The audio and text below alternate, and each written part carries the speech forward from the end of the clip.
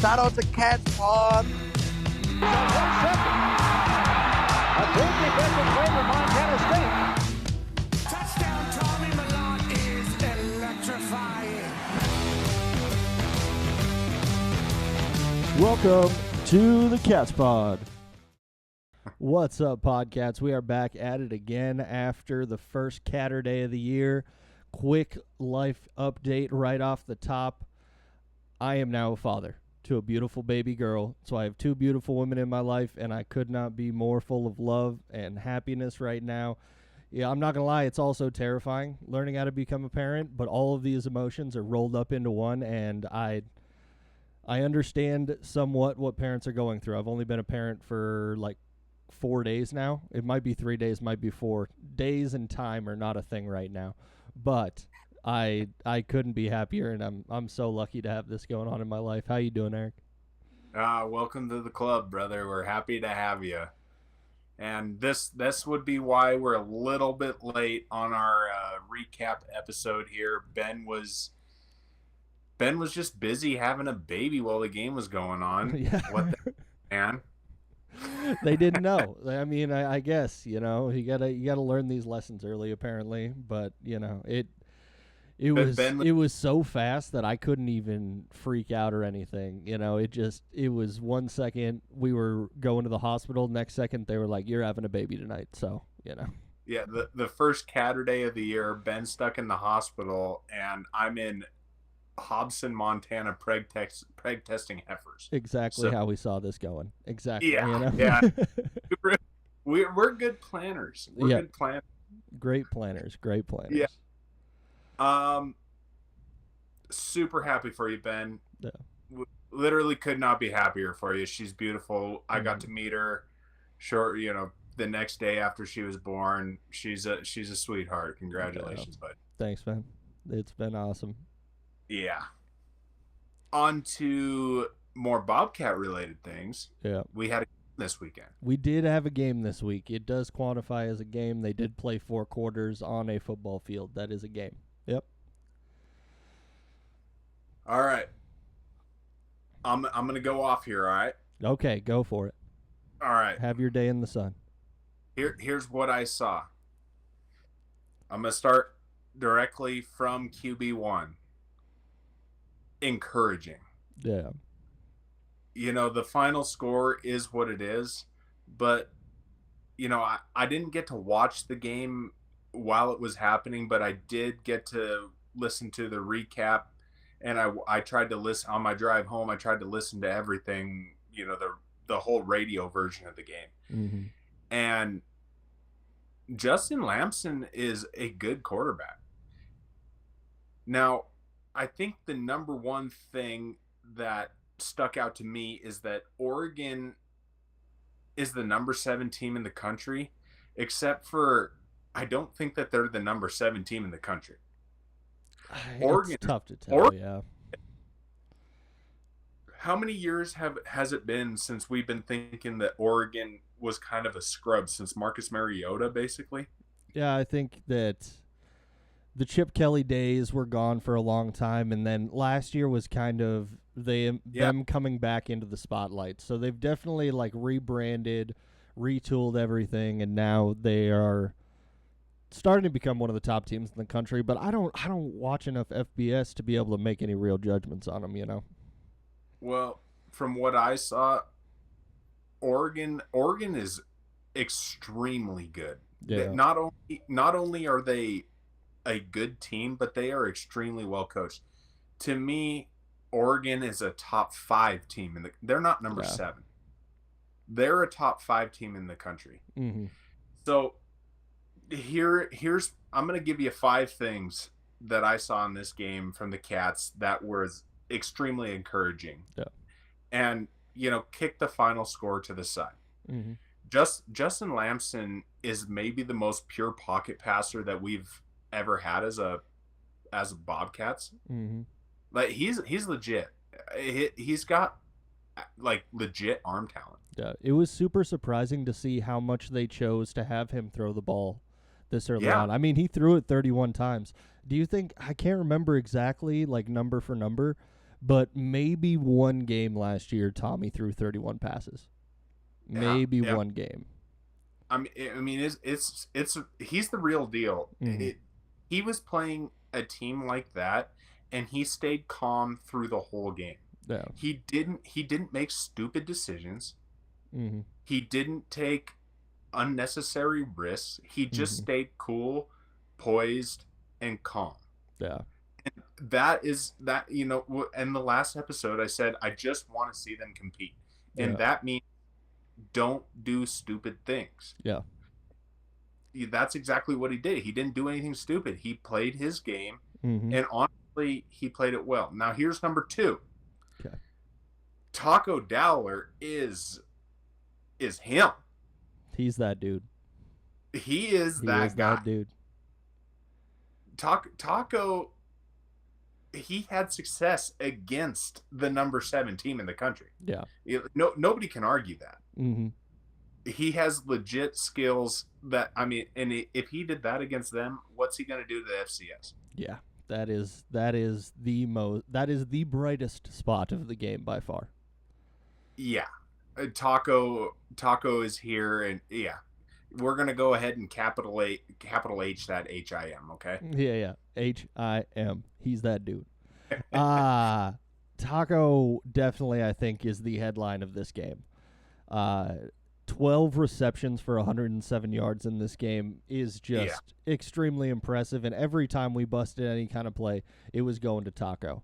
Yeah. Shout out to Taco for sticking with the Bobcats, even though we know that he had massive offers from everywhere in the country.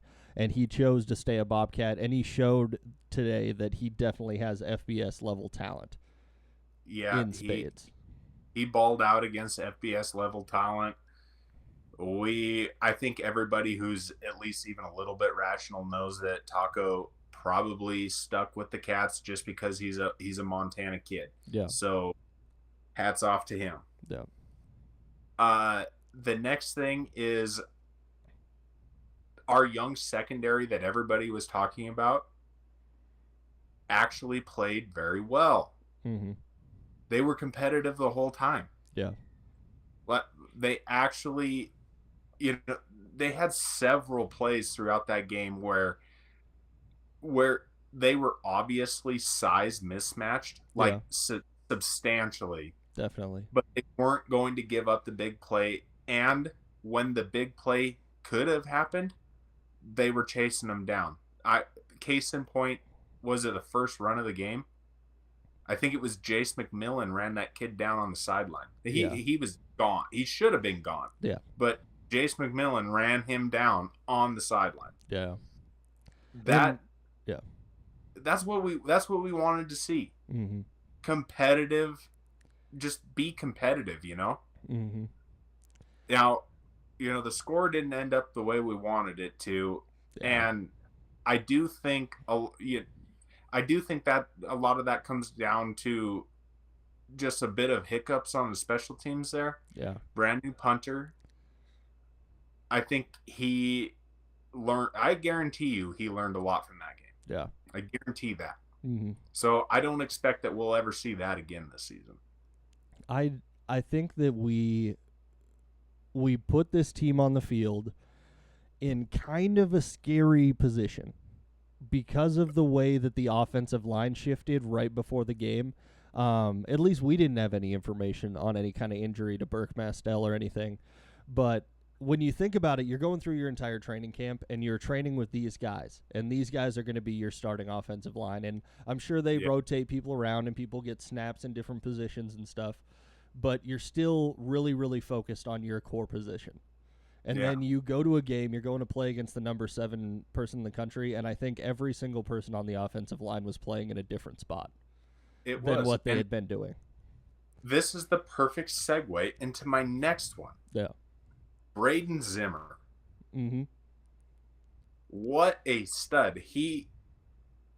I don't know when he found out he was playing or starting that game, but he comes in and holds his own against literal NFL talent. Like those guys are going to the NFL. It isn't a question. And he had a really nice game as a freshman. Yeah. Braden Zimmer needs to pat himself on the back. That was a tough thing to do. That's a tough moment to step up into and have to play and just hold your own. Holding your own in that situation is amazing. But when you do a little bit better than that, like, kudos to you, man. Yeah. I'm serious, man.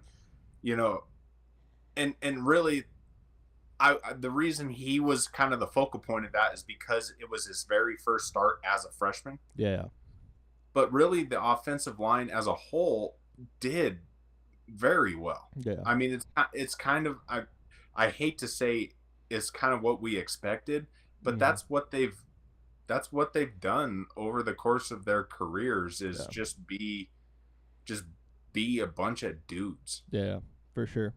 And I think that played a major factor in what you see for the rushing yards for everyone. Is those switches around that happened because they protected the quarterback fairly well. I mean, you have 3 sacks in this game by Oregon.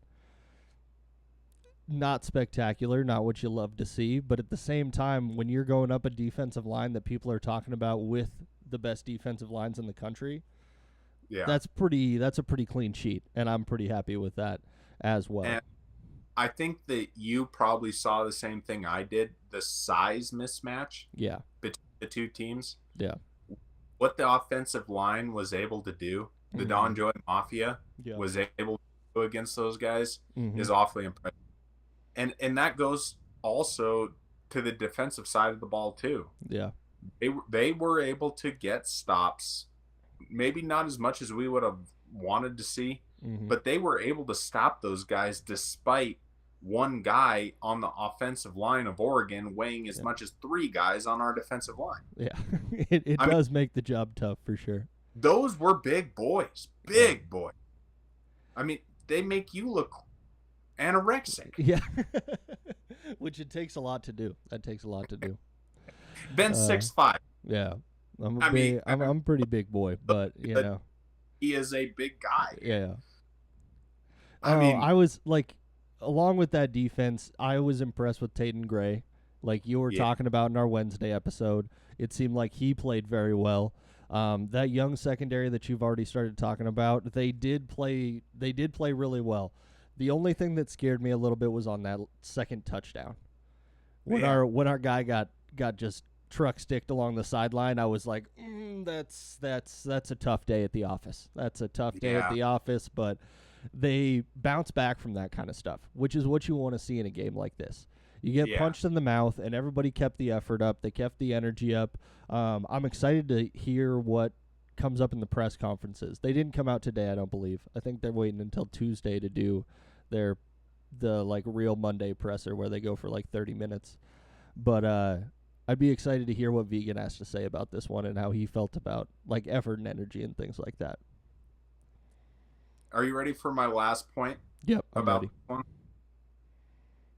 So here's my last point, and this kind of goes to your transitory property of football. Yeah. All right. Okay. So Oregon, who should not be number 7.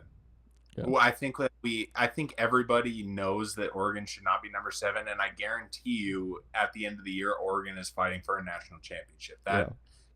Dan Lanning and that crew has it going. Mm-hmm. Montana State, the defending defending runner-up national champion, plays number 7 Oregon. Number 4 USD, I believe it was number 4, wasn't it? Or was it 5? I think it was 4. 4. Plays 22 Iowa State. Yeah. Okay. Now, I'm a little higher on Iowa State, as our listeners know, considering school there. And I knew that Iowa State was better than the 17-point spread that was on that game. Yeah. Iowa State waxed South Dakota. That was bad. I mean, there was nothing South Dakota could do. There were no bright spots in that game. Yeah. There were bright spots in our game. Yeah. For sure. And I can say this as an Iowa State fan, Oregon is a far superior team to us. Mm-hmm. our loss looks a little bit better than that one. A little bit better. Yeah, like we're splitting hairs here a little bit, but I get where you're coming from, and I respect No, it. I respect it's it. not. It's not even splitting hairs, Okay. dude. Yeah. It's not even splitting hairs. A far inferior team waxed the number 4 or 5. I can't remember which Yeah. one they were. Team. I mean, it was a bad beating. Yeah. And the number 7 team, who is, I can guarantee you, is not. I mean, we could pull the rankings up and go ahead and look at that more in depth on Yeah. who's ahead. But I would say Oregon is more in line with Ohio State. They're And- closer to being Ohio State than they are to being Iowa State, Yes, for sure. like a lot. Yeah. So what happened to South Dakota makes our loss look a whole lot better. Definitely. I would have to agree. And it's tough to talk about a game like this. I don't think we're going to spend too much more time on it. But I just wanted to reiterate again on the whole Justin Lamson thing. The efficiency Yeah. that we saw out of him really impressed me. And I don't think we saw as much with the legs as he can do, because I think that's going to be his real thing. I think Vigen took this opportunity to be like, hey, we're gonna test out some stuff. We're gonna workshop some stuff. We're gonna see how these pass plays go. We're gonna see what we have. And he didn't throw the ball away one time, which is the thing that we always used to say about Tommy, and that's the thing we look for in any quarterback is, are you not going to put the ball in the defense's hands? That's the main thing we care about. That's exactly right, man. Yeah. He didn't, even against that team, he didn't do anything stupid. Yeah, for sure. That's so impressive about this game. He didn't do anything stupid. Mm-hmm. And that's what I love so much. So, if I had to go ahead and hand out these imaginary game balls that mean absolutely nothing coming from the Cats pod, Yeah. Justin Lamson's gonna get one. Mhm. Adam Jones scored a damn touchdown against Oregon, so he automatically gets one. Yeah. Our secondary, they impressed me. So Yeah. they're going to go ahead and get one. And Braden Zimmer, for what you had to deal with in your very first start in collegiate athletics, Yeah. you go ahead and you take this game ball from the Cat Spot, all There right? you go. Yeah, take this imaginary award. I hope you enjoy it. Yeah. Thank you very much for your service. Yeah, it's super, super important game ball from the Cat Spot. But Yeah. and they're fake. Dude, this is my game ball right here. Yeah. I think with these early season games, you don't want to get too high. You don't want to get too low. You just want to look at them like essentially an exhibition game. If you like some things, keep them. If you see something that's bad, I think just kind of throw it out and Yeah. wait till it's confirmed later on in weeks, because I'm really excited to see this team play against some FCS competition and see how good they are, because they look pretty good FCS-wise. Yeah. Yeah. Yeah, I think we're set up pretty good. We're going into a huge matchup. Mm-hmm. As of today, a 2-3 matchup with us falling down to number 3. Yep. Gold Rush, baby. This is what we Gold live Rush. for. Mm-hmm. What we live for. This is going to be an amazing game, and I am so jealous of you that you're going to be there, but also at the same time, I want to stay home with my daughter, so I'm not mad about staying there either. Yeah. Well, we'll be thinking about you while we're at the game. I can Yeah. promise you that. But Mm-hmm. same sense, I think there's high likelihood this could be a classic. Oh, yeah. Most exciting Gold Rush in how long? Ever. No, Most exciting Gold Rush ever. Like, at least in our lifetime. I don't know if there was Gold Rushes before that were more exciting than this game, but in recent memory, definitely the best Gold Rush matchup ever. yeah, there is no doubt about it, man. I'm here to tell you, I can't even think of another Gold Rush that even rivals this one. No, it wouldn't even come close. There's always been teams that we just roll over. So it's like just this level of excitement this early in the season. I bet it's going to be popping in those tailgates, and people are going to be ready to watch some football for sure. Yeah, I think it's a 6 p.m. kickoff. Oh, boy. Oh, boy. there's going to be some hurting people in those stands by the time the game kicks off. You have any immediate thoughts on the South Dakota State game, Ben? There's nothing that super jumps off the top to me. I think this more proves what we thought South Dakota or Sacramento State could be this year, then tells us a whole lot about South Dakota State. We didn't have high hopes for Sacramento State going into this season. We didn't have a high opinion of them last year. I think this just confirms what we already knew about Sac State. Yeah. Suck State, you mean. Yeah. I'm trying to be nice to them because they just had a tough loss, you know. I mean, here's the way I see it. We have South Dakota State should have been able to put those guys away. Mm-hmm. They should have been able to. I mean, for what they are and what they should be this year, I think they should have been able to put those guys away. Yep. They couldn't quite close the door on them. And I don't think they're going to be able to handle Adam Jones, Julius Davis, Justin Lamson, Taco Dowler. I don't think they will.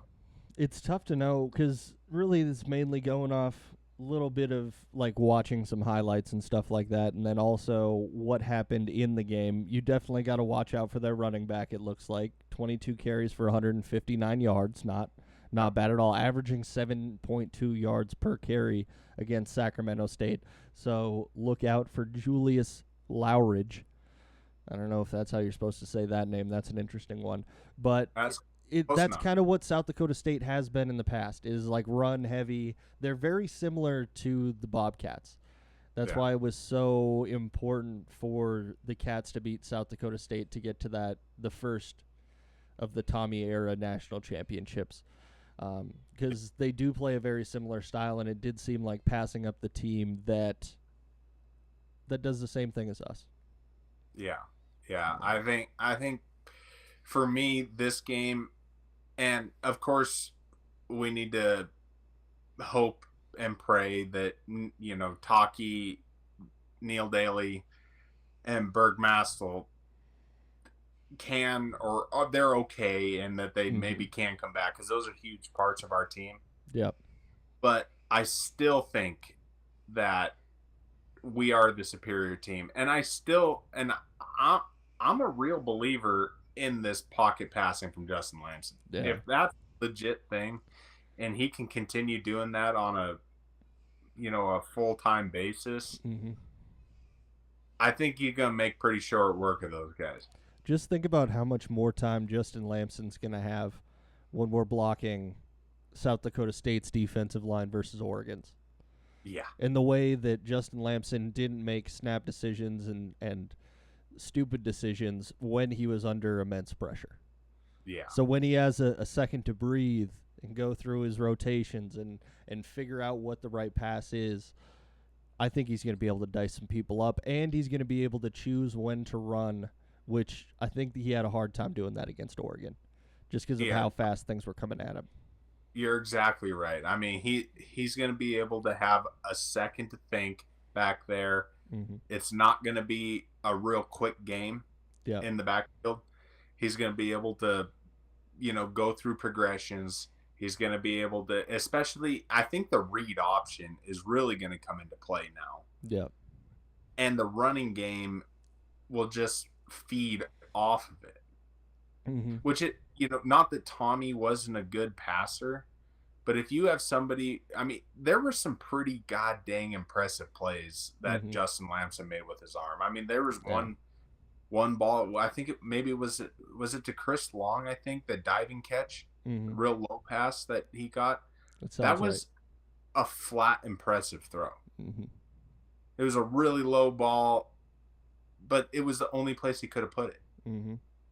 And so I'm very intrigued, and I'm very, very high on this game. I really think that we're going to come out here.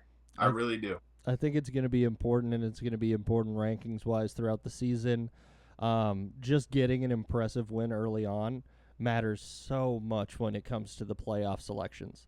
If you have that thing to hold back on, like if there's bumps and bruises along the season, if you have that early win against a team like South Dakota State, that's instantly going to bump you up 2 to 3 spots wherever you are in the seeding. Yeah. I mean, I'm not sure. I mean, it goes North Dakota State, South Dakota State, Montana State. So beating the number 2 team. How does that? I don't even know what that does. What does that do? You would just have Swap to move spot. back up to number 2. I Yeah. think that's really all you could do. It can't really mix stuff up that much. Montana State is being respected this year. I'm more used to the years when we're sitting around 7 or 8 at the beginning of the season when we're really the number 2 or 3 team in the country, in my opinion. And North Dakota State is just scheduling scrubs, so those pansies aren't even going to have a chance of moving down. Yeah. How dare they schedule decent games? Yeah. God forbid. Who would do that? Yeah. You know? Just getting your players beat up and stuff. No, I'm kidding. I'm not. What do you think about Chase Mason taking over this team? His stat line isn't horrible. I'll give that to you. 17 for 23, 190 yards, 1 touchdown. That's kind of like a game manager type of stat line, I would say. Well, so I didn't get to watch this game. I was, Preg testing heifers out there in the middle of nowhere, didn't have access to it. Yeah. Chase Mason, who we've seen what he can do with his legs in the past. Mm-hmm. But it's the same thing. Yeah. How much can you expect from somebody who's very first time taking over a team, especially riding on the coattails of Gronowski, who looks like a scrub at the FBS level, by the way. Yeah, I didn't get a chance to watch that game, but it doesn't Not good. fully surprise me. I was hoping good things for him. Hopefully he'll get it figured out throughout the season. Well, you were. I wasn't. Kind of. I mean, I just don't want to see – I want to see people succeed, in general. I guess my take on Chase Mason is I think it's probably what everyone else said about Tommy. Make him throw the ball. Yeah. See what happens if he has to throw the ball. Mm. And, I mean, he threw it 23 times and he didn't turn it over. So he's not making stupid decisions. I bet his coaching staff wants to see more than 30 rushing yards out of him in a game like this against Sacramento State. You would think that he would have a higher total than that, but you're also handing the ball off a lot.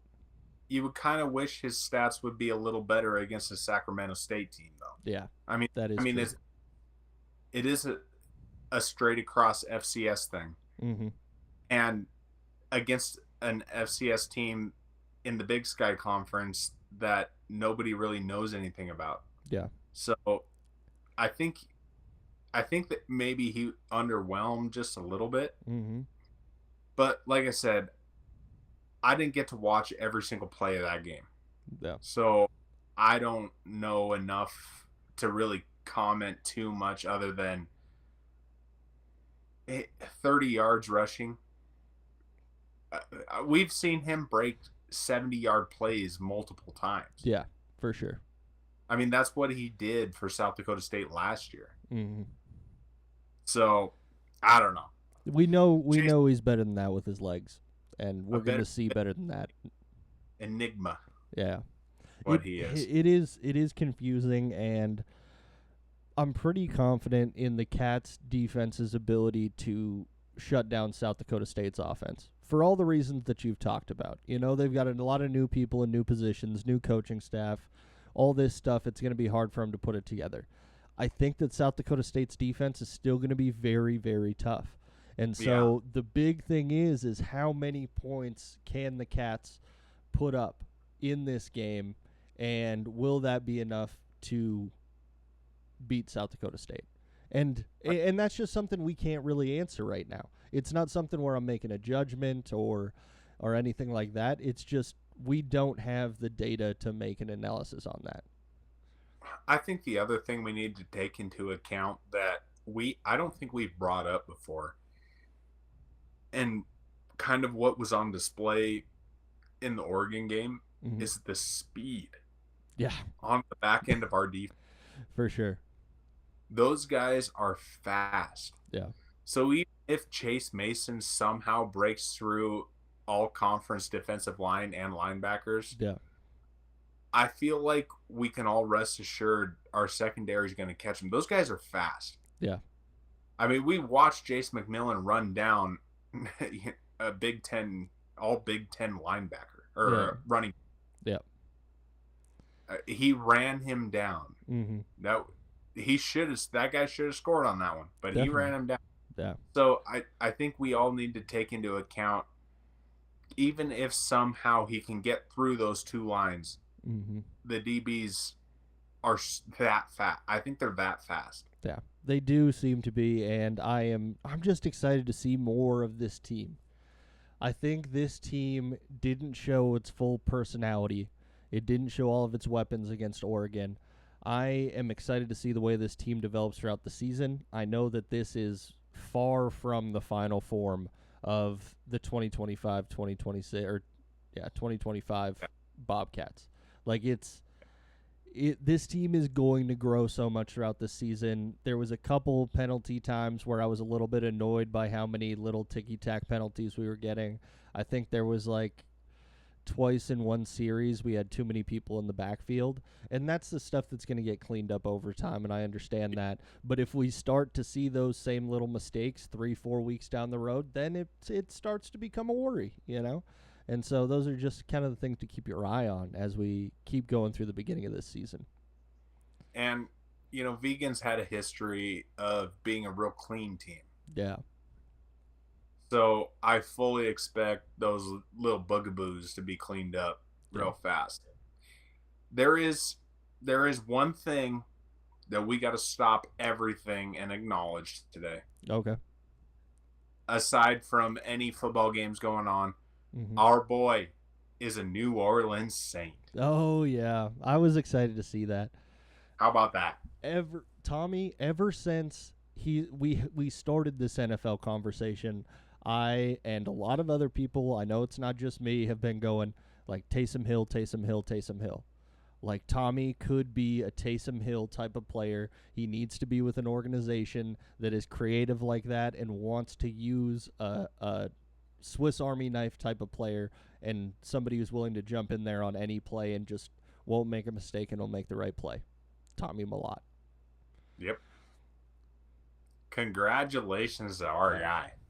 I'm excited to see him go there. I think he will rise up on that team quickly, and he'll be able to do some impressive things with them. So we would like to introduce you, Ben and Eric, the newest fans of the New Orleans Saints. Yeah, I'm kind of cool with the New Orleans Saints. I'm not mad at some black and gold, you know? Black and gold ain't bad.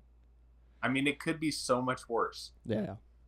It could be like the Patriots or Yeah, the I don't know if I could do the Patriots.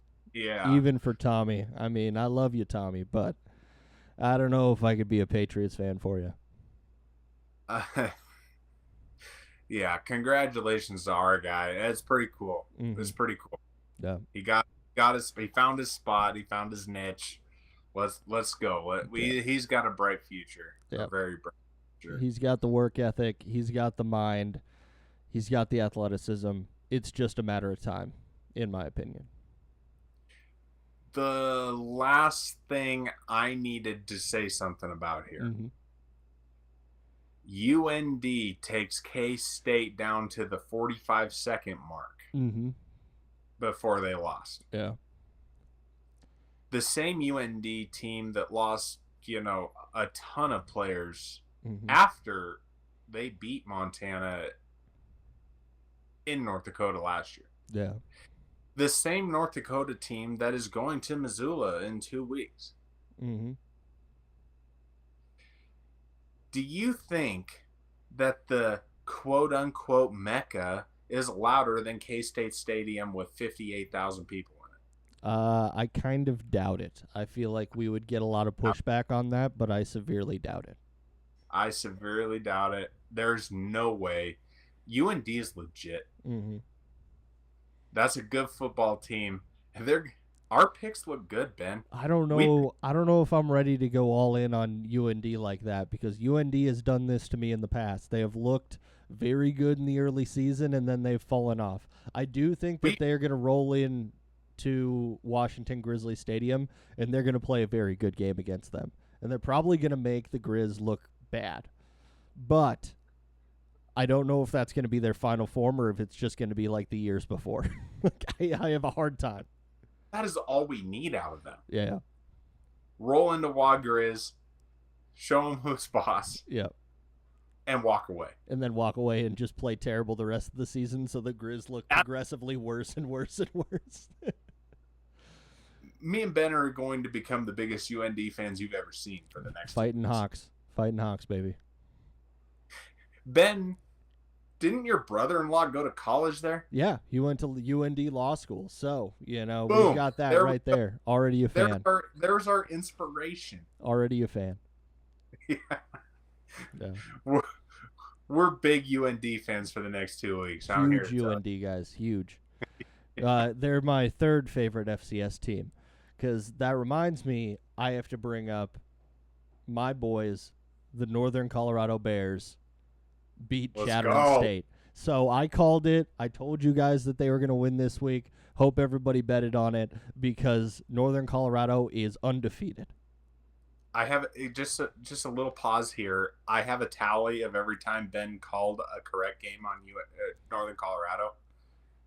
It's not that hard. 36. Yeah. 36 games Ben has called wrong. Yeah. He's got 2 right. 2 right. That's all you got to do. All you need is 2. And if you keep believing in your boys, 2 turns into 3, 3 turns into 4, 4 turns into 5, and so on and so forth. All right, let's hear it. What did they do good? What did they do good? They won the game, Eric. That's what they did well. Okay, they won. They're 1-0. That's all we're focused on right now. We're moving on to next week. We're not thinking about last week. We're 1-0. They got the mind of a goldfish, right? Yeah, they're just taking over Vegan's whole philosophy over there. Blue and yellow was strong when it came to the Bears, and they picked up their win. So, how often can you say Northern Colorado is undefeated? Did you say blue and yellow was strong? Yeah. Elaborate. They're blue and yellow, and they played strong. Yeah, That's all there is. I like that. That's all there is. Blue and yellow, baby. Blue and yellow. It's not quite the blue and gold, but it's like slightly tarnished, which is like my love compared between the Bobcats and the Northern Colorado Bears. So this was, I hope people tuned in for this recap one because this was quite. It went a little bit all over the place, but we touched on all the points we have to, and we've got some really cool stuff coming for these guys later on this week. So hope everybody's tuned in right now. Yeah, I think something big's brewing this week though. Yeah, I do. Stay tuned, everybody. Stay tuned because you're gonna want to hear this next episode. I'm sure of it. I think so too. Yeah. All right, on that note, Eric, if you don't have anything else, I think we can wrap it up here. Go ahead and follow us on Instagram and X at CatsPod. Follow us on YouTube at The CatsPod. Go ahead and rate us 5 stars wherever you are listening to this at, and we will catch you again for our Pick'em Pod / a little something special later on this week. Have a good one, everybody. Adios.